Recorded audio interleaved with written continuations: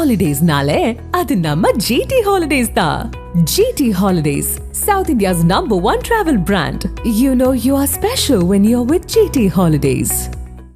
ஆயுர்வேதம் ஒரு பொக்கிஷம் நம் ஆயுள் நீட்டக்கும் அற்புதம்.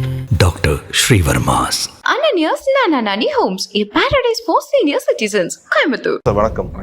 ஸோ நேற்று தான் நம்ம பேசியிருந்தோம் விஜய் சாரோட இந்த கரூர் மாநாடு. ஸோ அதனால் ஏற்பட்ட ஒரு பெரிய பிரச்சனை.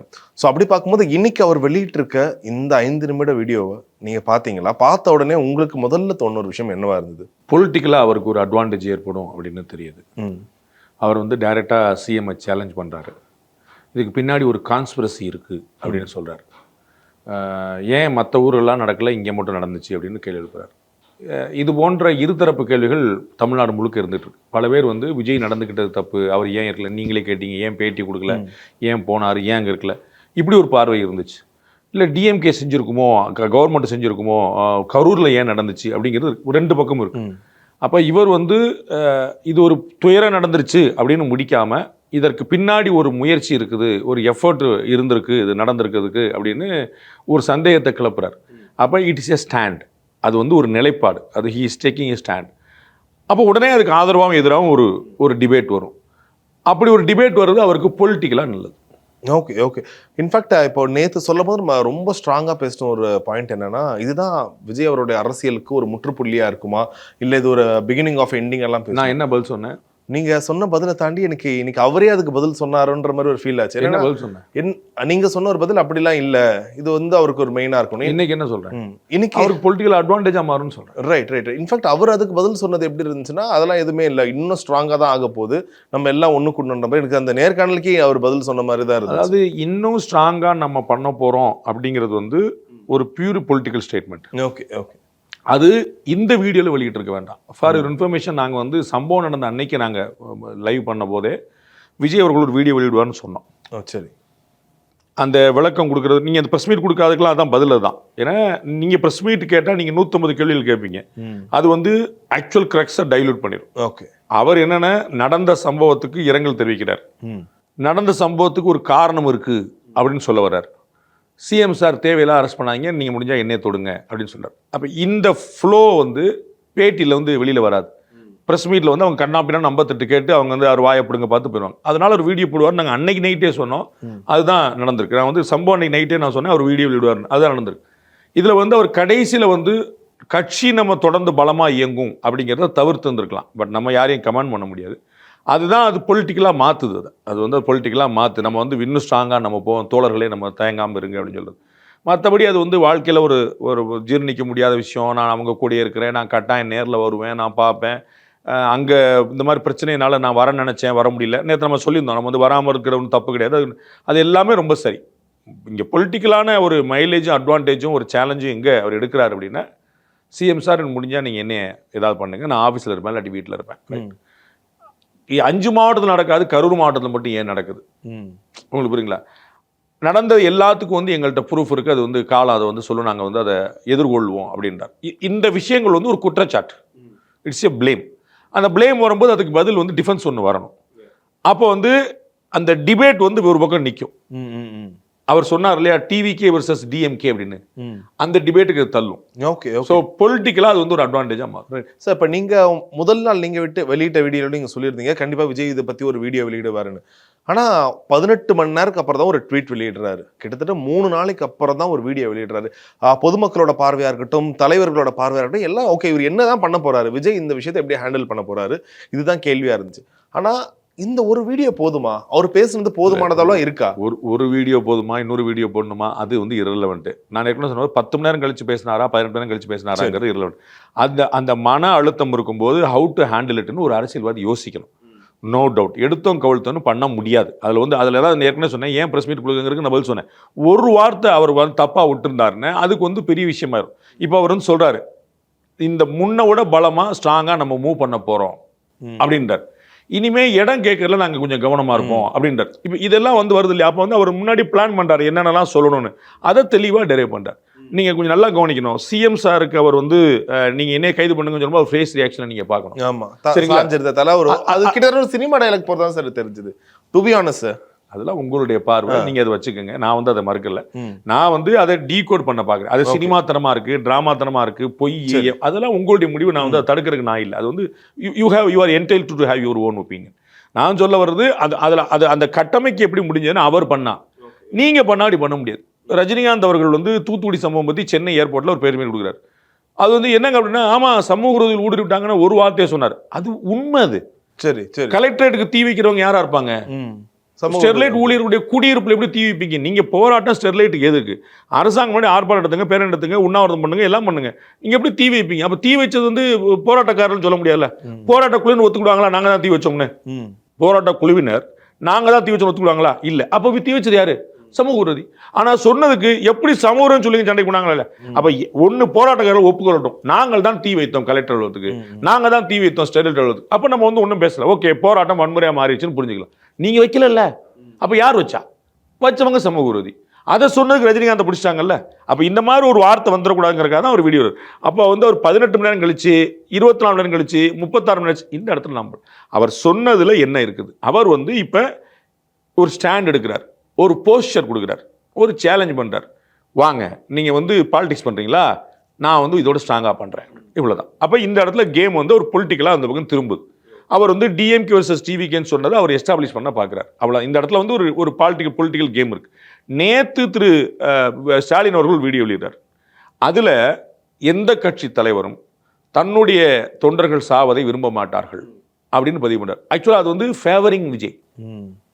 உங்களுக்கு புரியுங்களா? ஒரு குரூப் விஜய் அக்யூஸ் பண்ணதில்ல, ஒரு குரூப் டிஎம்கே அக்யூஸ் பண்ணதில்ல. அப்போ டிஎம்கே உடைய தலைவராக தமிழக முதலமைச்சராக இருக்கக்கூடியவர் வந்து no political leader will think like that அப்படின்றார்.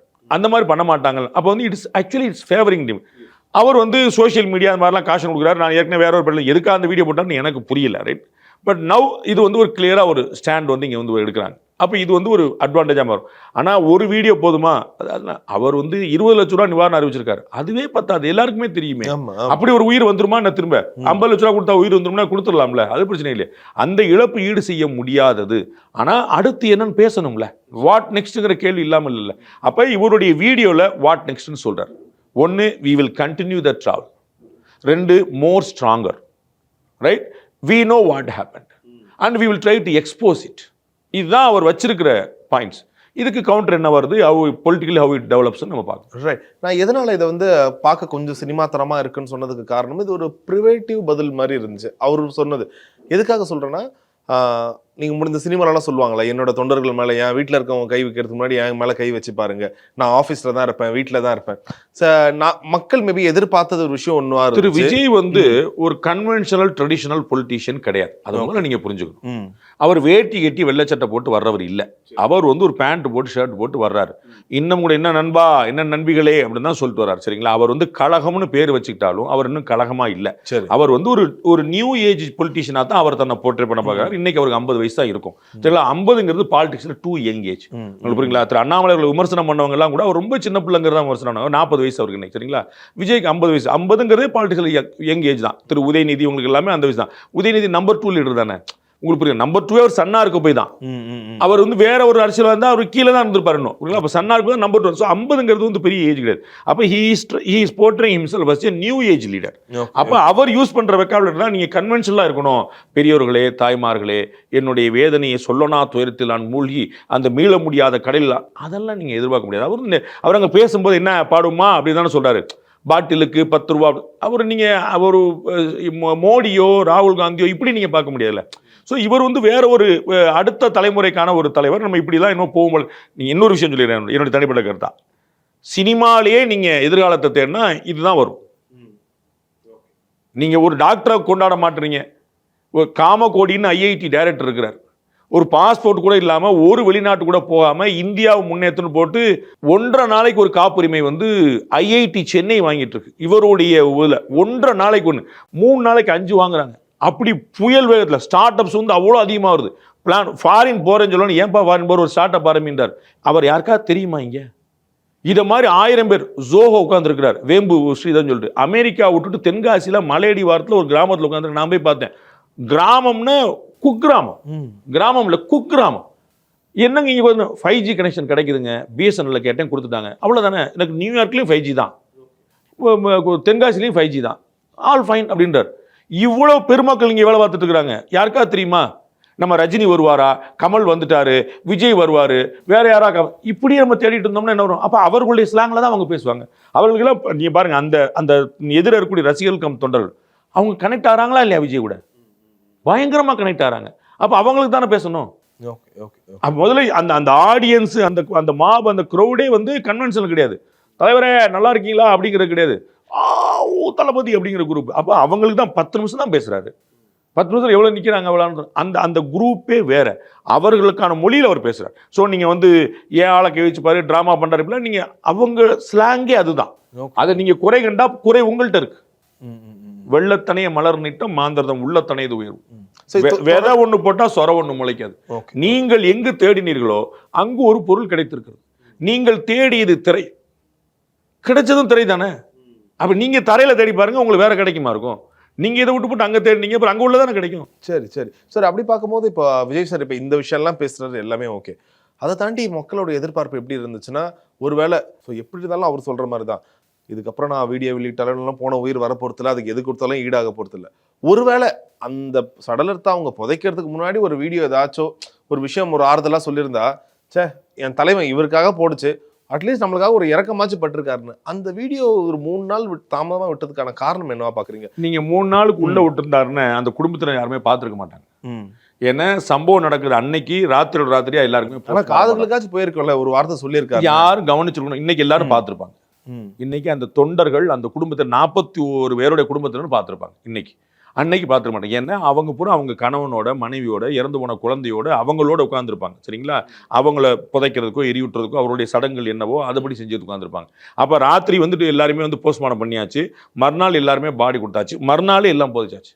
ஸோ நீங்கள் அந்த அந்த அந்த 24 ஹவர்ஸில் நீங்கள் என்ன பண்ணியிருந்தாலும் யாருக்கும் தெரிஞ்சுக்காது. எவ்வளோ people were completely busy with their own விஷயம். அவங்க ஃபேமிலி, அவங்க உட்காந்து அண்ணன் என்ன வீடியோ போட்டாலும் பார்த்துருக்க மாட்டாங்க. இன்னைக்கு வந்து அழுது போது அப்போ தான் நீங்கள் வந்து ஒருத்தராக வர்றாங்க. உங்களுக்கு புரியுங்களா? அவங்க வீட்டில் எல்லாம் அழுது முடிச்ச பிறகு தான் முதலமைச்சருக்கு பிறகு, முதலமைச்சர் அன்னைக்கு நைட்டே வந்துட்டாங்க, மற்ற எல்லாருமே ஒருத்தராக வர்றவங்க எல்லாம் வீட்டுக்கு போவாங்க, பேசுவாங்க. அவர் உட்காந்து சடங்கு பண்ணிட்டு நீங்கள் போய் உட்காந்து என்ன உங்கள்ட்ட யார் பேசுவாங்க?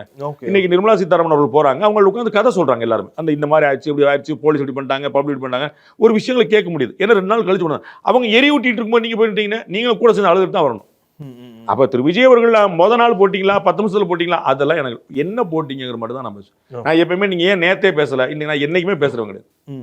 ஸோ விஜய் அவர்கள் நேரில் போகிறதுக்கான வாய்ப்பு இருக்கு. இப்போ 100% இருக்கு, கரூருக்கு 100% இருக்கு. இப்போ இதுக்கு அரசியல் ரீதியாக ஆளுங்கட்சியில இருந்து ஏதாச்சும் ஒரு எதிர்ப்போ, இல்லைன்னா போக வேண்டாங்க, போனா பிரச்சனை நடக்குமோ, இந்த மாதிரி ஒரு காவல்துறை பாதுகாப்பு பத்தி சொல்லுவாங்க. இவங்களுக்கு வந்து ஒரு நீதிமன்ற ரெமெடி தேவைப்படுது. ஏன்னா இப்போ வந்து ஆனந்த் மேல, நிர்மல்குமார் மேல ஒரு வழக்கு இருக்கு, மற்றும் பலர்னு போட்டிருக்காங்க.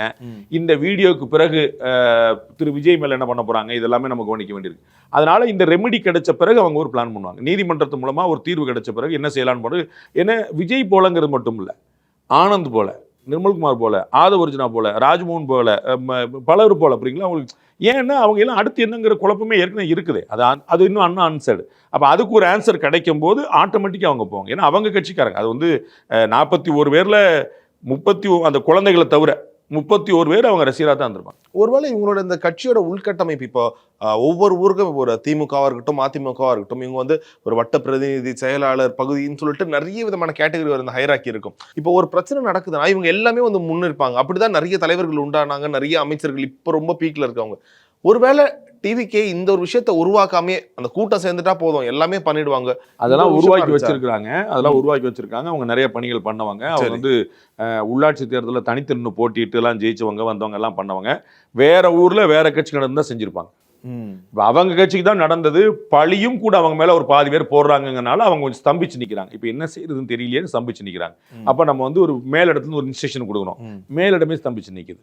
அப்போ அவர் ஒரு காலம் தேவைப்படும். அதற்கு பிறகு அவங்க அதை டீல் பண்ணாங்க. பிரச்சனையே அவங்க மேலே தான் அப்படிங்கும்போது அவங்களுக்கு ஒரு கவலை இருக்க தான் செய்யும். நம்ம வந்து அது பிறகு வந்து அதை அவங்க ஹேண்டில் பண்ணுவாங்க. இப்போ வேற ஊரில் வேற கட்சி இருந்துச்சுன்னா அவங்களும் ஃபெயில் பண்ணிருப்பாங்க. டிஎம்கேல இருக்கிற மாதிரி, ஏடிஎம்கேல மாதிரி ஸ்ட்ரக்சர் வந்திருக்கும். அவங்களோட ஸ்ட்ரக்சர் இருக்குது, அதில் ஒன்றும் குழப்பம் இல்லையே.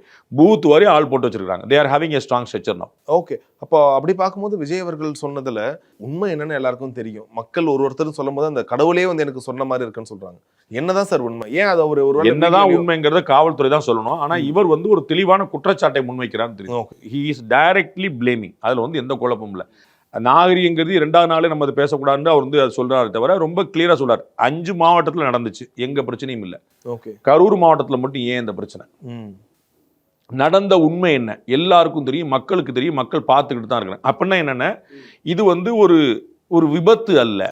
சரி, இதற்கு பின்னாடி சில செயல்கள் இருக்கு, சில அட்டம்ப்ட் இருக்கு அப்படின்னு அவர் சொல்றாரு. அவர் கருதுறாரு. அது என்ன யாருங்கிற நம்ம விசாரணைக்கு பிறகு தெரியும். நான் ஏற்கனவே சொன்னது போல இந்த சம்பவத்துல இது வந்து முதல்ல மேடு முதல்ல ஹூ இஸ் த மேன்ங்கிறது கேள்வி. உங்களுக்கு புரியுங்களா? மேன் இது வந்து நேச்சுரல் டிசாஸ்டர் இல்ல. அப்ப யாரு காரணம்? அதை வந்து நிச்சயமா நீதிமன்றங்களும் காவல்துறை தான் விசாரிக்கணும். காவல்துறை மேலேயே பிளேம் கேமும் இருக்குது, அவங்க மேலேயும் ஒரு குற்றச்சாட்டு சொல்றாங்கனால நம்ம நீதிமன்றம் தான் அதுக்கு ஒரு தீர்வு சொல்லணும். இப்ப நீங்க சொல்றபடி பார்க்கும்போது அவர் வந்து இந்த வீடியோ முழுக்க பிளேம் பண்ற மாதிரி தான் இவங்க இப்படி பண்றாங்க, மக்களுக்கு தெரியும். அந்த ஒரு அக்கௌண்டபிலிட்டி எடுத்துக்கவே மாட்டாரு. எதனால?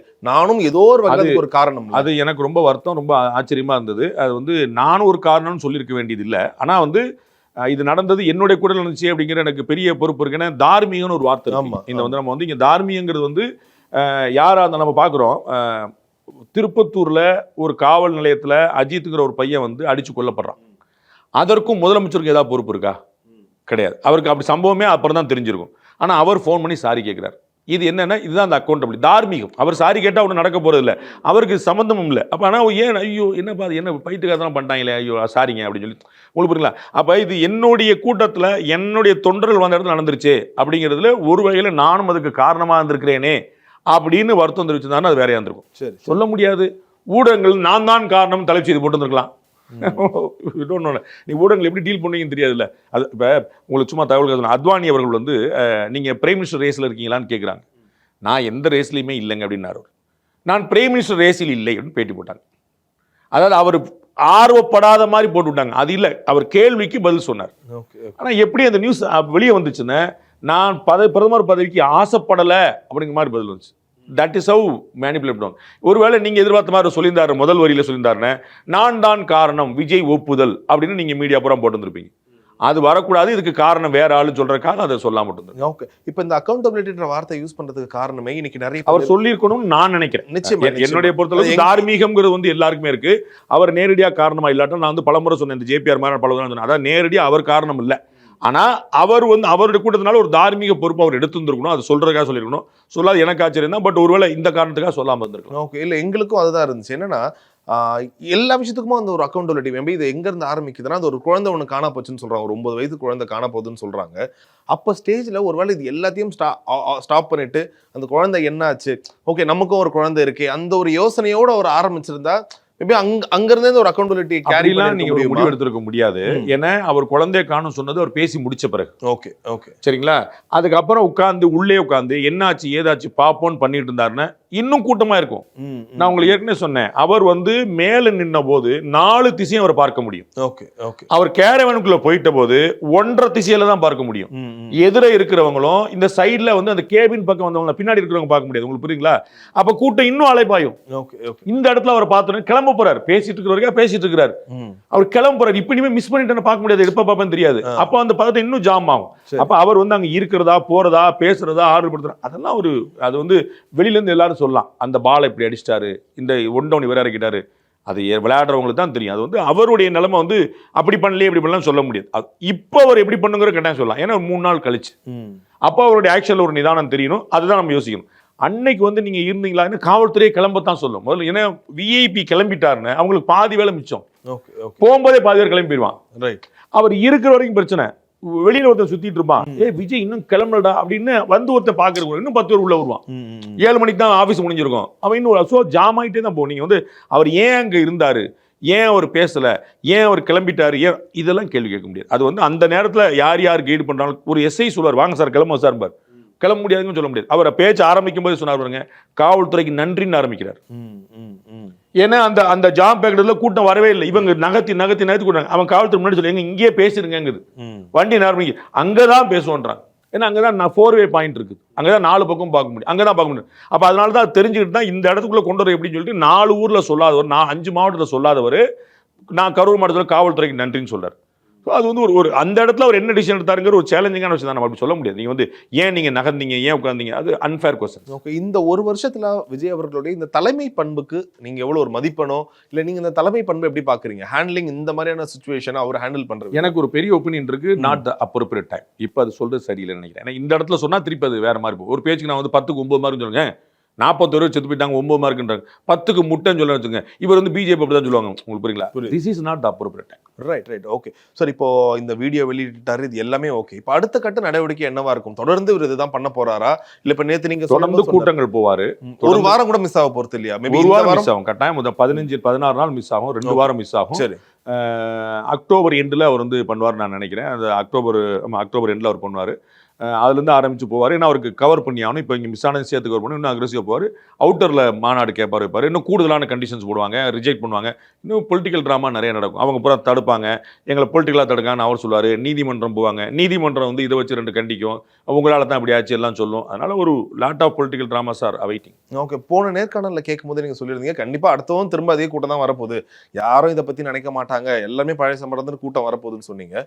ஒருவேளை இந்த கூட்டம் ஏன் திரும்ப திரும்ப இந்த ஒரு வெயில்லையோ காலையிலையோ ஒரு மாநாடு போல, நீங்க சொன்ன மாதிரி ஒரு அவுட்டர்ல ஒரு மாநாடு போல வச்சு அப்படிதான் பண்ணுவாங்க.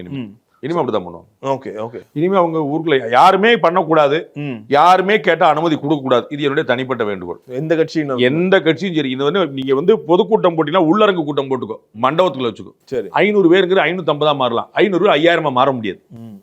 ஒண்ணுக்குள்ள போல வெளியில திடல வச்சுக்கோ, 5000 50,000 மாறினாலும் பிரச்சனை இல்லை, ஓடி போயிடலாங்கன்னாலும்.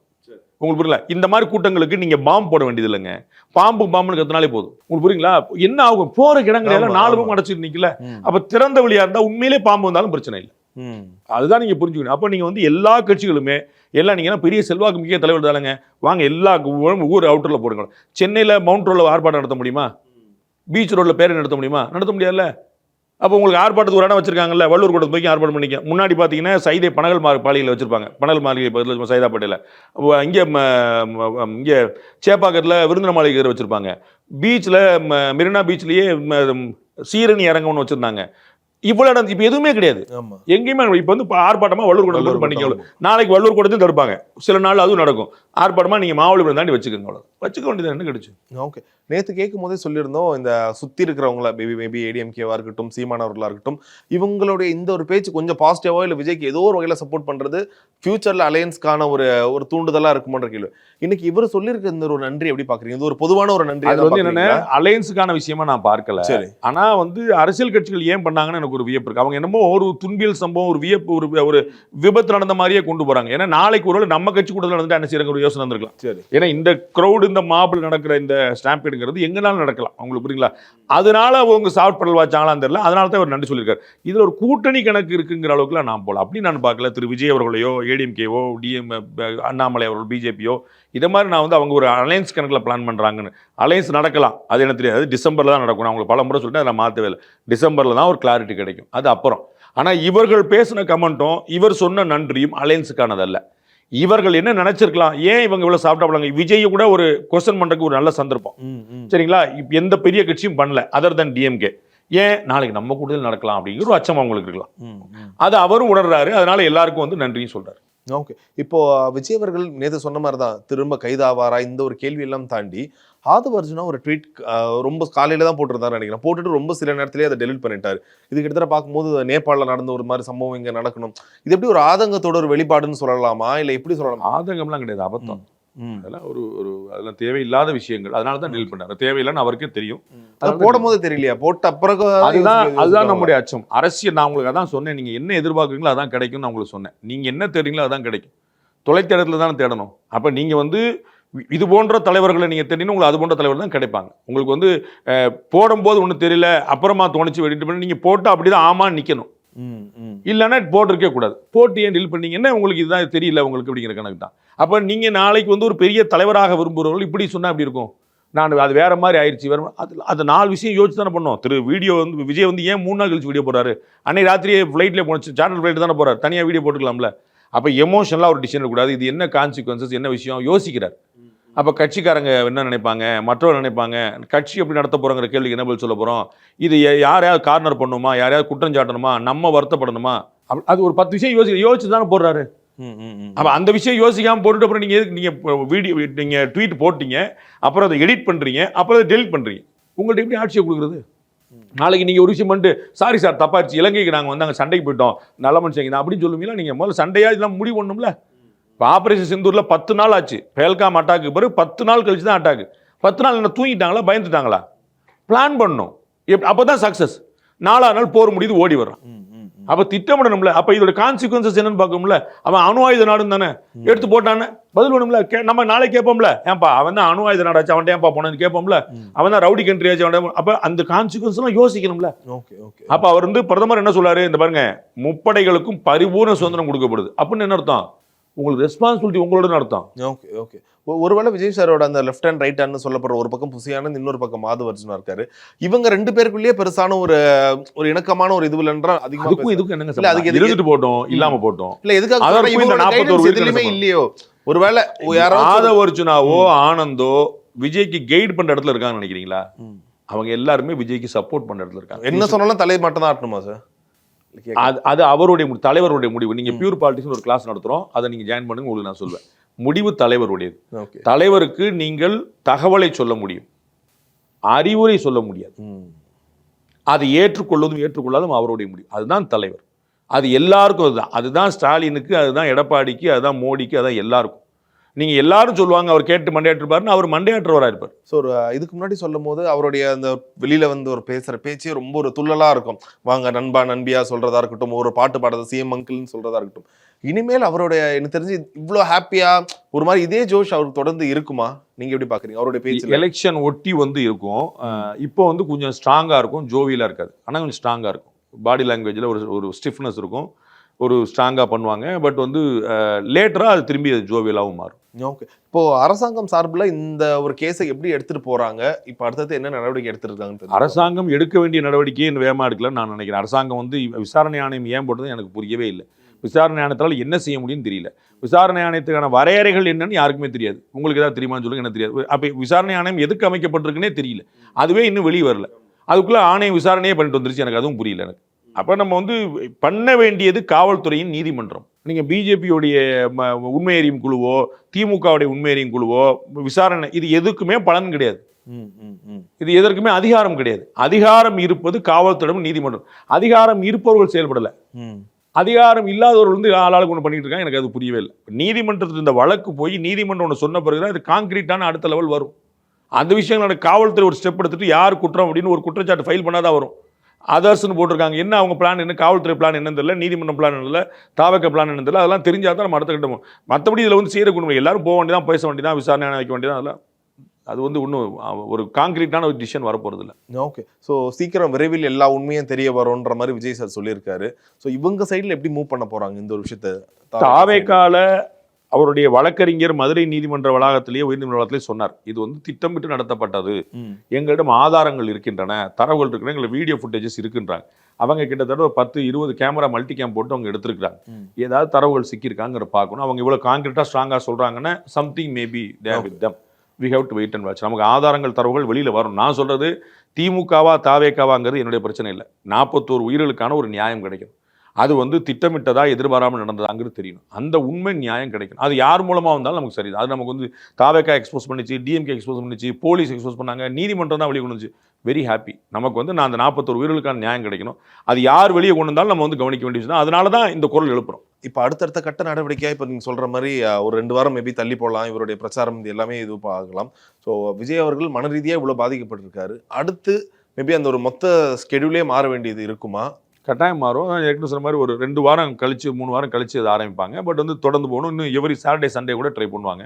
வெறும் சாட்டர்டே மட்டும் இல்லாமல் சண்டே கூட ட்ரை பண்ணணும்னு பார்ப்பாங்க.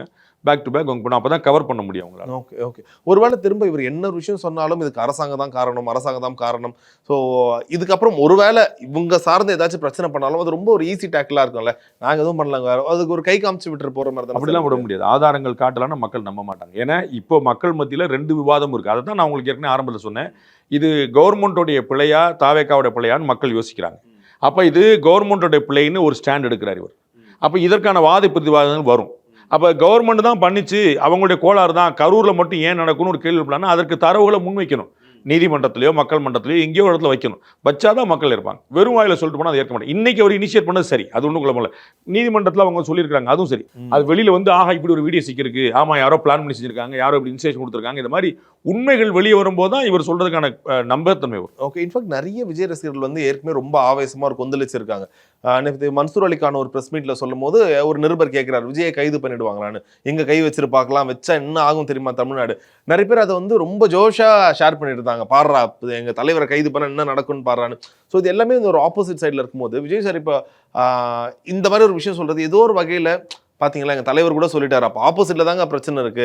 அது ஒரு ஏதோ ஒரு கலவரத்தை தூண்டுறதுக்கான வாய்ப்புகள் இருக்குமா, இல்ல அவங்களுக்கு எரியிற நெருப்புல அப்படிலாம் கலவரத்தை தூண்ட மாட்டாங்க, தூண்டினாலும் அணைக்க பார்ப்பாங்க. அதனால தான் அவங்க ஃபுல்லா வந்து அமைதியா இருக்கிறாங்க. ஏதாவது ஒன்று சின்னதாக வந்துச்சுன்னா தாவேக்கா பண்ணுச்சுன்னு பெருசா மாறிடக்கூடிய வாய்ப்பு உண்டு. அதனால பண்ண மாட்டாங்க. யாருனாலும் பேட்டி கொடுத்து ஜோஷை கிரியேட் பண்ணலாம். இது ஜோஷ் கிரியேட் பண்ற இடம் இல்லை, நேரம் இல்லை. அதனால அவர்கள் அமைதியாக இருப்பதுதான் நல்லது. தலைமையுடைய வழிக்கு கட்டுப்பட்டிருப்பதுதான் அவர்களுக்கும் நாட்டுக்கும் நல்லது. Right sir, all right and fantastic. எல்லா கேள்விகளுக்கும் ரொம்ப நேரடியான பதில்களாக இருந்துச்சு. உங்க நேரத்துக்கு நன்றி.